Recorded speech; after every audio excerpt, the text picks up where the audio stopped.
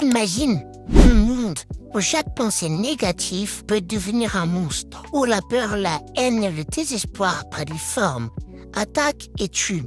Un monde où la mort est omniprésente et où personne n'est à l'abri. Bienvenue dans l'univers de Jujutsu Kaisen. Aujourd'hui, on va parcourir toute l'histoire, depuis le début jusqu'à l'arc de Shibuya pour comprendre comment le monde des exorcistes fonctionne, pourquoi les flots sont si dangereux et pourquoi chaque décision du personnage change le monde entier.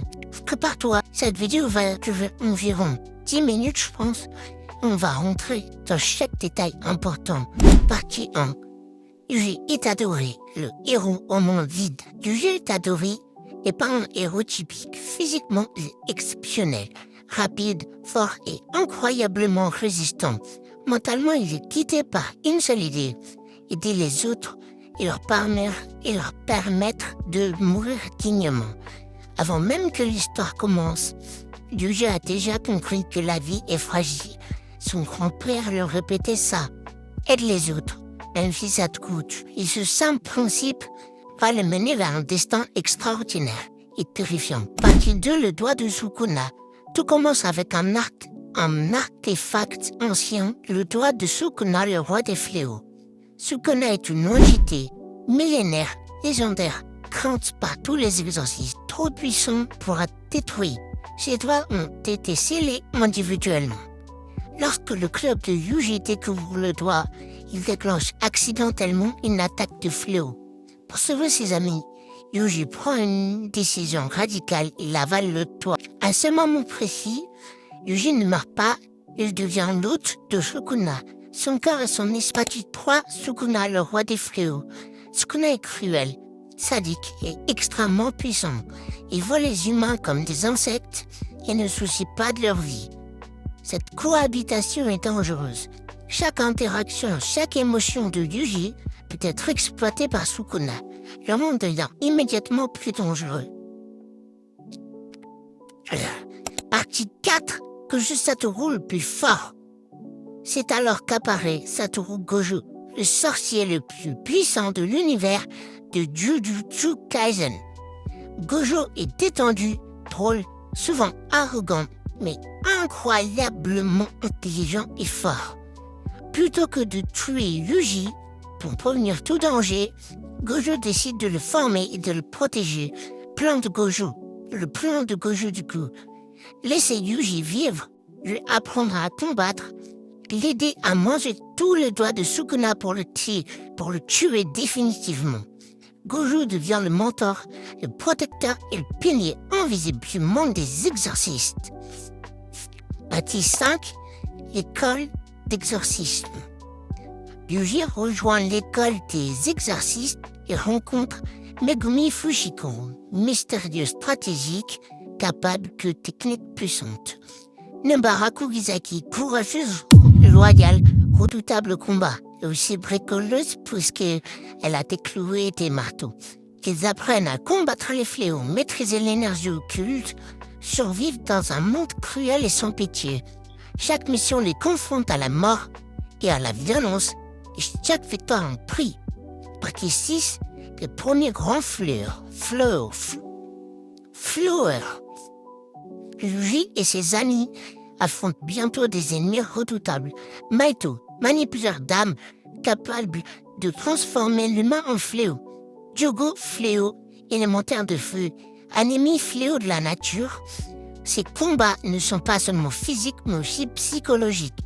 Chaque affrontement enseigne à Yuji que protéger le monde demande des sacrifices.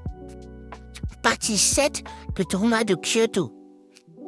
Lors du tournoi entre écoles, les fléaux attaquent de manière imprévisible les exercices stratégie, puissance et coordination. C'est la première vraie démonstration de la brutalité du monde. Yuji comprend que la victoire n'est jamais garantie et que chaque combat est une question de survie. Partie 8. Maito et l'éveil de Yuji. Maito attaque directement l'esprit de Yuji. Il est confronté à la mort, à la peur et à la fragilité humaine. Certaines morts sont inévitables. Chaque combat laisse des cicatrices. Yuji comprend que le monde n'est pas juste. C'est le moment où il cesse d'être naïf. Il commence à évaluer psychologiquement. Partie 9, l'arc de Shibuya, le chaos total. Shibuya est le tournant majeur de Jujutsu Kaisen. Plan des ennemis. Attirer Gojo dans un piège, saturer la ville avec des fléaux puissants, créer un chaos absolu. Gojo scellé. Gojo est emprisonné dans le prison réel. Le plus de protecteurs, plus de plans de sécurité. La ville entière devient un champ de bataille. Les morts marquantes. Kanton, un ami, mort brutale, transmet symboliquement le relais à Yuji. De nombreux exorcistes et civils tombent créant un climat de désespoir. Sukuna profite du chaos.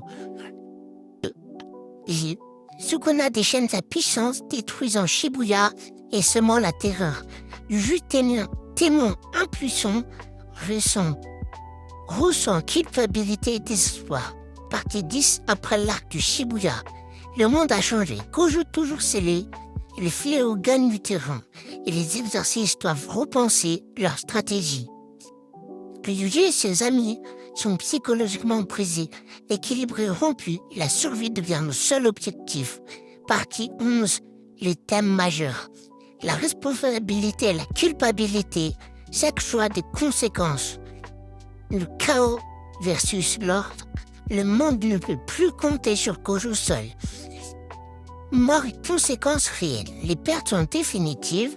Évolution psychologique, les personnages ne sont plus idéalisés, mais humains. Conclusion, Jujutsu Kaisen n'est pas juste une histoire de combat. C'est une histoire de conséquences, de survie et de choix impossibles.